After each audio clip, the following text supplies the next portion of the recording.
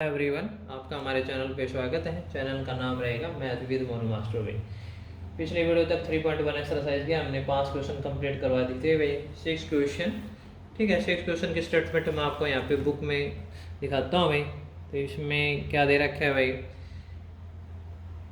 If in to circles हैं arc of same length है, subtends angle 60 degree and 75 degree at the centre, find the ratio of their radius भी।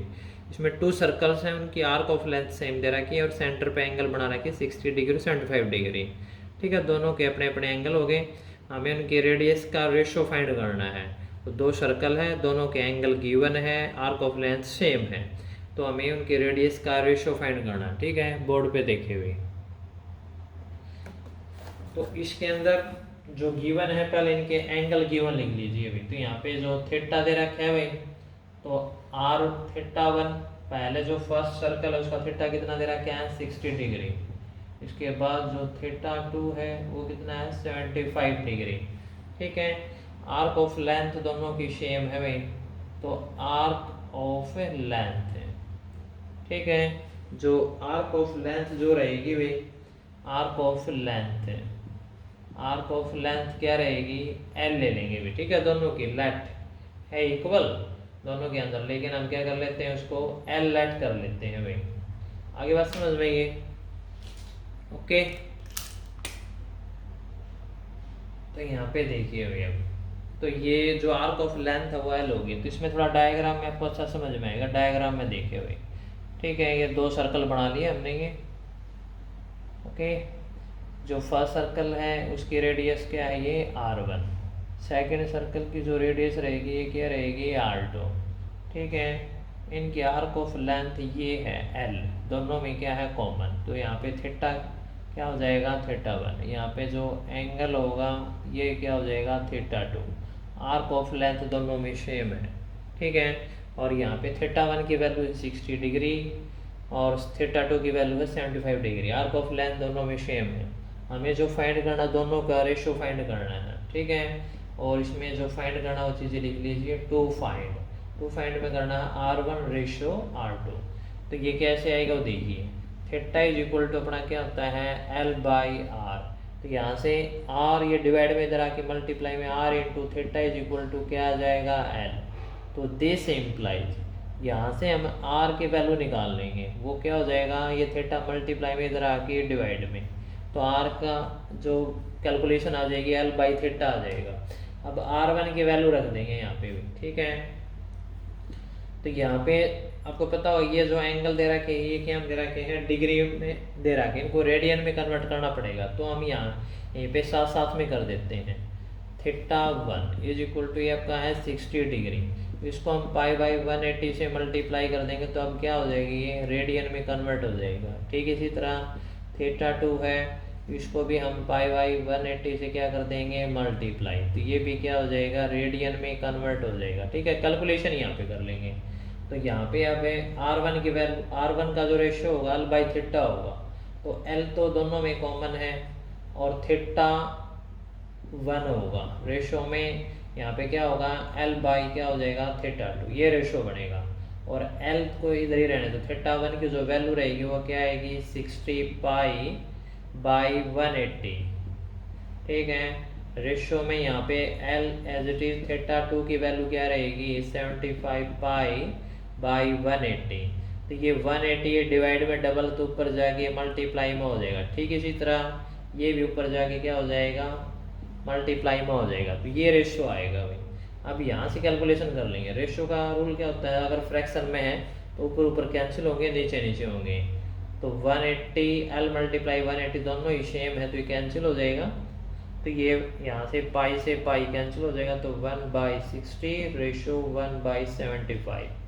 अब ratio का calculation में क्या होगा, रेशियो मीन्स क्या होता है, डिवाइड। इसको मल्टीप्लाई में कन्वर्ट करेंगे तो नंबर का क्या हो जाएगा, रेसिप्रोकल।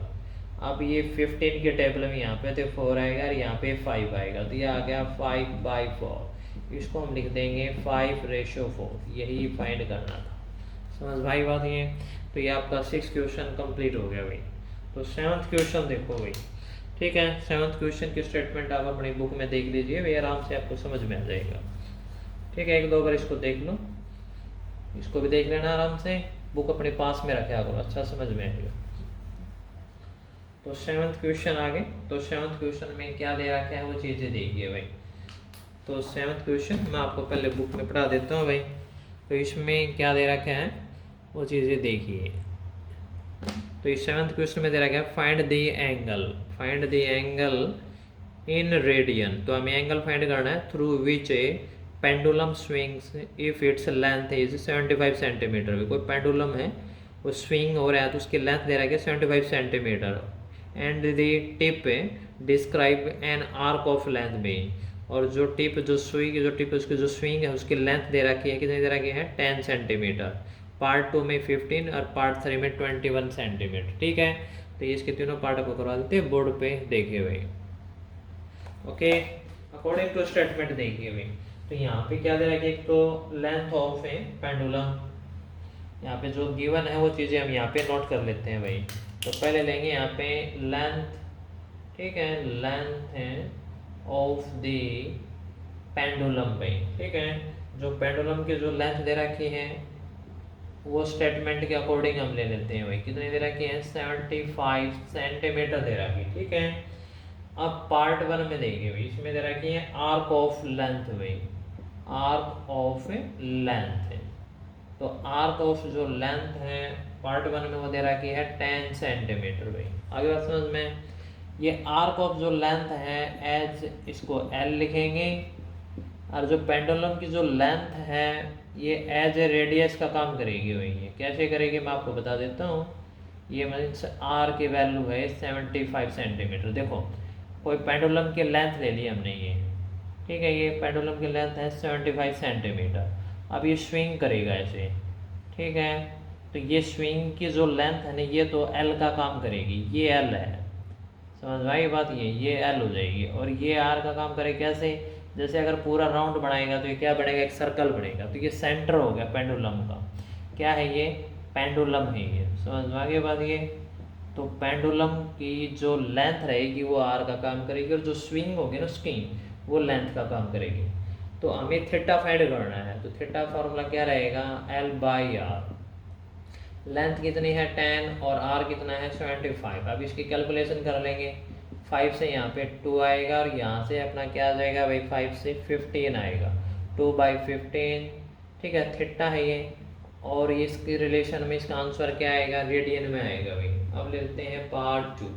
पार्ट 2 में आर्क ऑफ लेंथ, ठीक है, आर्क ऑफ लेंथ जो दे रहा कि पार्ट 2 में वो कितने दे रखी है भाई 15 सेंटीमीटर दे रखी है। इस केस में थीटा क्या आएगा भाई, फॉर्मूला वही रहेगा एल बाई आर। तो इस केस में सिर्फ एल चेंज होगी, रेडियस वही रहेगी 75 भाई। ठीक है, कैलकुलेशन करने के बाद क्या आ जाएगा ये 1/5 रेडियन आ जाएगा। ओके, और जो थर्ड पार्ट रहेगा इस केस के अंदर है आर्क ऑफ जो लेंथ रहेगी एल वो कितनी दे रखी है भाई 21 सेंटीमीटर इज गिवन। तो यहाँ पे थीटा फॉर्मूला फिर वही है एल बाई आर, और एल कितना है 21 और आर इसमें कांस्टेंट है वो कितनी है 75। अब इसकी कैलकुलेशन करेंगे, 3 से यहाँ पे आएगा 7 और 3 से यहाँ पे आएगा 25। तो 7/25 पे क्या आ जाएगा रेडियन आएगा, एंगल है ना ये, तो रेडियन में रहेगा थीटा ये। ठीक है, तो आगे बात समझ में आपको भी। तो ये तीनों ही पार्ट आपके कंप्लीट हो गए भाई। ये तो 7th क्वेश्चन आपका कंप्लीट हो गया, तो आपकी एक्सरसाइज ये कंप्लीट हो गई भाई। तो इस वीडियो के अंदर हम इतना ही क्वेश्चन करेंगे। अगर आपको वीडियो अच्छी लगती है इसको लाइक और शेयर भी कर देना, अपने दोस्तों के पास भी शेयर कर देना भाई। ठीक है, मन करके पढ़ते रहिए, आगे बढ़ते रहिए भाई। जय हिंद, जय भारत भाई।